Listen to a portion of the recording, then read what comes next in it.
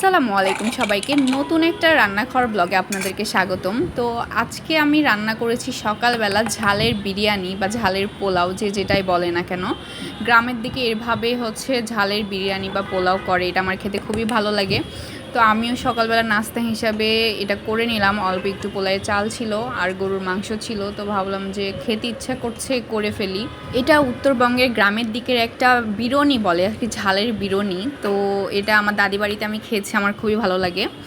তো খাওয়া দাওয়ার পর আমি এই যে ট্যাংরা মাছ পরিষ্কার করতে লাগছি। ট্যাংরা মাছ পরিষ্কার করে আজকে ট্যাংরা মাছের ভুনা করব।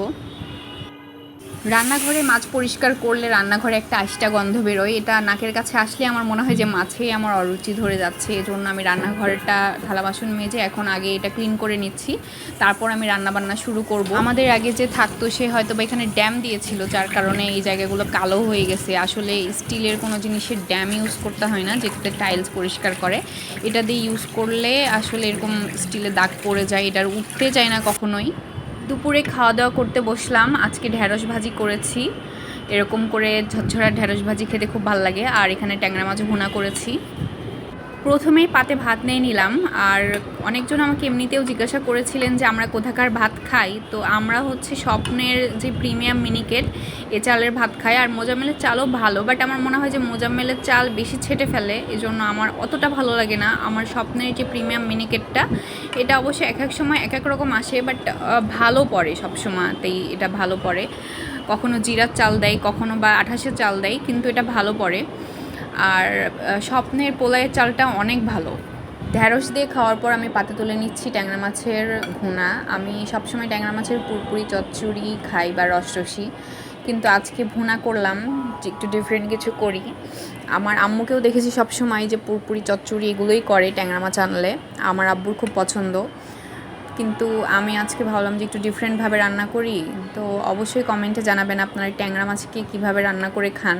আমার একঘেয়েমি কোনো রান্না খেতে পছন্দ না। আমার মনে হয় যে বিভিন্ন ধরনের যদি রেসিপি পাই সেগুলো আমি ট্রাই করবো, এরকম মনে হয়। এখনকার ট্যাংরা মাছগুলোতে অনেক ডিম থাকছে পেটের মধ্যে।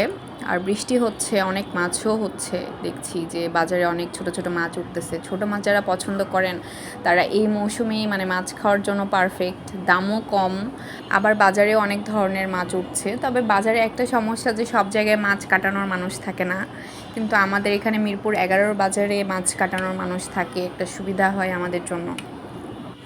হঠাৎ করে ঝিরিঝিরি বৃষ্টি শুরু হয়েছে, অনেকক্ষণ ধরে হচ্ছে। তবে এরকম হলে আমার ভালোই লাগে, কারণ ধুলাবালিটা থাকে না, ধুলাবালিটা বসে যায়, সতেজ একটা নিঃশ্বাস পাওয়া যায়। তো বৃষ্টি দেখে ভাবলাম যে তেলের পিঠা করি, ডিম দিয়ে ঝাল ঝাল তেলের পিঠা। তো এই যে তেলের পিঠা করতে শুরু করে দিয়েছি। এই পিঠাটা আমার খুবই ভালো লাগে। অনেকে বলে ঝালের পিঠা বা ডিম পিঠা, ঝাল আন্দাসা, অনেকে অনেক নামে ডাকে পিঠাটাকে। খুব ভাল লাগে। আর আমার এইবারের পিঠাটা খুবই ভালো হয়েছে। এরকম সতেজ ঝিরঝিরি বৃষ্টি হচ্ছে, এরকম পরিবেশে বাইরে বের হতে অনেক ভালো লাগে। তো ভাবলাম যে একটু নিচ থেকে ঘুরে আসি। তো রাস্তায় হাঁটতে বের হয়েছি, এখানে হালিম বিক্রি হচ্ছে। আর আজকে ভিডিওটা এই পর্যন্তই। আল্লাহ হাফেজ।